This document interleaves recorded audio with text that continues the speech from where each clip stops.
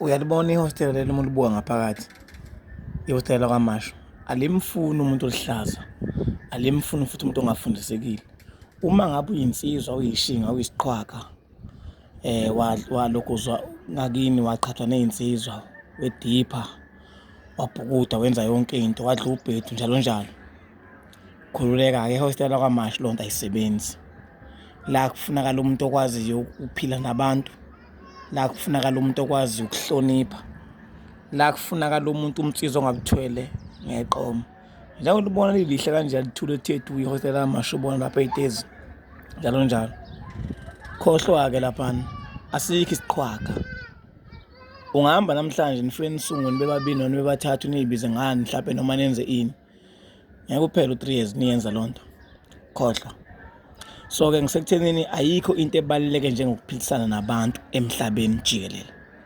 Uma ngabe uwumuntu, funda ukuhlonipha, funda ukwazi iy'nsizwa. Uma ubuka obhuti uphakela umthakathi, akusikho into ababeziqhwaga noma kuwukuthi banjani, bangabantu abavama ukuthi bahlaza abahloniphi, kodwa bayiqhatha ngomnsizwa, bayashanga into. Bephinde befundise besho futhi ukuthi uma kusuke kuliwa, suke sekungashiwo ukuthi kwakhiwe ubutha, sekufuneka ukhujwana. Hhayi lokhu kwanamhlanje ukuthi uma ngabe kade kushawa odidi, awupheli kahle khujwana ngebhamu. Khujwane khona ehostela lakwaMashu, kusuke emakhaya nezimpi, kuzofika iphilisane khona ehostela lakwaMashu. Ngakho-ke fundani izinsizwa ukuhlonipha, fundani ukuy'phatha, fundani ukuthi uma ngabe kuwukuthi uyazazi ukuthi uyinsizwa kangakanani, kugcine ngakini ngoba la ehostela lakwaMashu kuphele lonke uhlobo lwabantu olwehlukahlukene.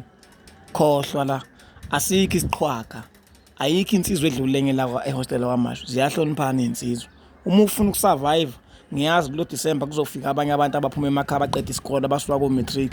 Ziphatheni kahle, nihloniphe. Ihostela abantu baqedile abantu ihostela. Akudlalelwe ihostela lakwaMashu, ayikho insizwa edlulele ehostela lakwaMashu. Siyelokhu safika from 2013, awekho ama-team aseka-survive la ehostela, asurvive ahlala noma kwaphela 5 years. Konke ama-team akaba khona.